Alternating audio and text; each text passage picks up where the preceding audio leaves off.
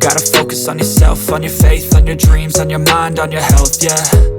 You gotta work, never tell, keep your head down. The Find N6 is being promoted as having a nearly invisible crease-free display, and there are even claims suggesting that future foldable screens from Apple could use similar tech. But how accurate is that claim?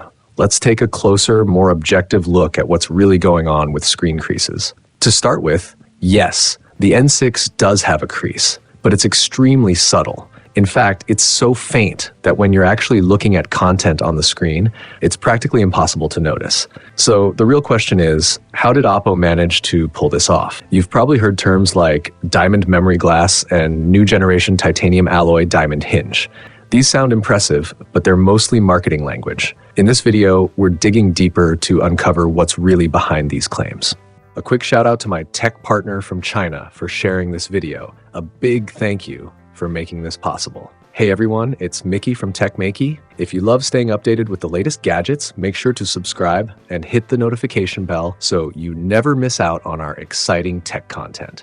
Looking at the display structure, the Find N6 uses a fairly standard combination of UTG and PET layers. However, OPPO introduces a new term, diamond memory glass. From a scientific standpoint, this raises some questions. Regular glass at room temperature simply doesn't have shape memory properties. Materials that do exhibit memory behavior are typically crystalline structures or specific polymers that respond to heat or structural changes. Interestingly, polymer-based thermal memory is actually part of Apple's patented approach to self-healing foldable displays. But OPPO's so-called diamond memory glass is amorphous at room temperature. It doesn't have a crystal lattice or any special polymer structure, meaning it doesn't possess true memory characteristics. Glass, as we know it, is rigid and brittle. It either snaps under stress or returns to its original form. UTG is no different. So why do foldable screens develop deeper creases over time if the glass itself isn't changing? The real answer lies beneath the surface. The actual cause is the viscoelastic polymer layers within the display, things like OCA adhesive and PET film. When the phone stays folded for long periods, these materials undergo what's called creep, where they slowly deform under continuous pressure. Over time, this deformation becomes more pronounced, which is why creases appear deeper with use. So why does OPPO emphasize the glass? That's where their strategy comes in. Since polymers are prone to deformation and can't easily bounce back, the idea is to use the glass as a kind of structural force. Think of it like a bow and string.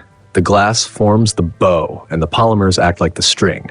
As long as the glass maintains strong elasticity, it can pull the deformed polymer layers back into shape, creating the appearance of self-recovery. However, it's important to understand that memory glass isn't a real standalone material. What OPPO has actually done is significantly enhance the properties of the UTG layer. They claim a 148% improvement in the reinforcement layer and a 338% increase in bending resistance. This essentially means stronger elasticity and higher tensile strength. To achieve this, two major challenges need to be addressed. The first is chemical strengthening.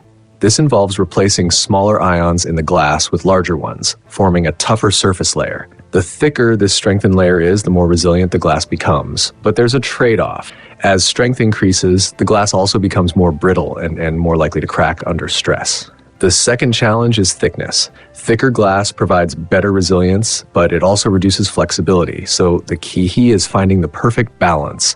The thickest possible glass that can still bend without breaking, combined with the strongest possible reinforced layer. OPPO hasn't gone into full detail about how they achieved this, but they do mention using an ultra-strong glass substrate along with deep chemical strengthening. These align closely with the methods we just discussed. So in reality, what OPPO calls memory glass is actually a highly elastic UTG layer designed to counteract the deformation of the underlying polymers. On top of that, the Find N6 also incorporates improved anti-deformation polymers. The result? When you unfold the phone in the morning after it's been closed overnight, the crease appears slightly reduced. This is currently the most practical, mass-produced solution for self-repairing foldable displays within today's material science limits. That said, there are still some compromises. The Find N6 doesn't include a dedicated anti-reflective coating. The outer display has a reflectivity of around 3.8%, while the inner screen sits at about 3.5%. To address this, a magnetically applied anti-reflective high-definition film is being prepared for the outer screen, and it's expected to be available within a week. Now that we've already talked about the dome glass, the last piece of the puzzle is the dome hinge. Both the N6 and N5 use Hinge wing panels made with 3D solar crystal printing, reaching an ultra-thin minimum of just 0.15 millimeters, and they're likely sourced from the same supplier.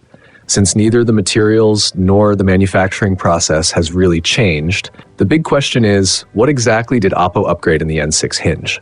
At the launch event, OPPO briefly mentioned a new approach, micron-level polymer photopolymerization printing, designed to smooth out microscopic irregularities. In simple terms, this process works in 2 steps. First, the hinge is scanned with extremely high precision, and then specific areas are carefully filled in based on that scan. But here's where things get interesting. If you look closely at the N6 hinge, there are plenty of pits and gaps that are far larger than just a few microns. So why not fill those obvious imperfections first instead of focusing on areas that already seem smooth? The answer comes down to how foldable screens actually work. These devices don't just open, they have to fold as well. Many of those visible holes and seams are intentionally designed as part of the hinge structure.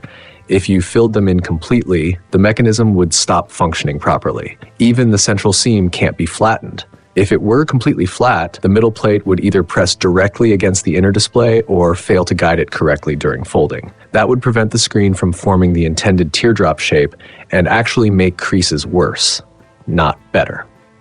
The same logic applies to the side plates. Their structural dimensions are already far larger than the precision level of the scanning process, so attempting to fix them at a micron scale wouldn't make any real engineering sense. So in the end, OPPO focused its efforts on specific regions of the middle plate. But there's more to it. If you touch the hinge or look at it under light, you'll notice that the printed areas actually sit slightly higher than the surrounding surface. Ironically, this means the midplate becomes more uneven at a microscopic level. Now you might be wondering, doesn't that make the screen less flat? Surprisingly, it doesn't. To understand why, it helps to picture the structure differently. Imagine the midplate as a canyon, with flat land on both sides. The screen is like a road that needs to stretch across that gap. Since the screen material is soft, it can sag without proper support. We already know we can't just fill the canyon completely, so the alternative is to build strong supports like bridge pillars across it. These printed structures act exactly like those supports. The wider and more stable they are, the flatter the screen can sit on top. Without them, the display would have to conform more to the uneven surface beneath, making creases more visible. Even though the improvement might look subtle, those tiny printed points actually reveal how uneven the original midplate was. And beyond the printed areas, there are still gaps that couldn't be addressed this way. Based on teardown analyses from other creators, OPPO used at least 2 different elastic materials and multiple thickness levels to fill those remaining spaces. Think of it like partially filling the canyon with a flexible layer, adding even more support. OPPO hasn't shared all the details about these materials, but the overall approach is clear. To achieve a smoother display, they combined several techniques. A high-strength UTG layer to flatten the surface, precision printing to create support structures, and elastic fillers to stabilize the remaining gaps. That's essentially how the N6 manages to reduce visible creases so effectively. However, it's not a perfect system. OPPO continues to use a Samsung display for the inner screen, which prioritizes wide viewing angles.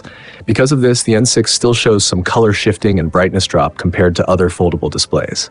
And more importantly, eliminating the crease doesn't mean foldables have fully matured. As long as the device relies on a flexible inner screen, certain limitations remain. Everyday use can still leave marks, like small dents from fingernails. In very cold conditions, the screen's composite materials can become more fragile, and the OCA layer loses some of its flexibility. Every fold and unfold still carries a small risk of damage. So even after years of development, foldable phones are still working within the boundaries of material science. What we're seeing here isn't a complete breakthrough, but rather a carefully engineered step forward. The reduced crease is a meaningful achievement, but it also highlights how challenging this technology really is. And with that, we've reached the end of this video. If you enjoyed it, make sure to subscribe and join us for more deep dives into tech like this. See you in the next one.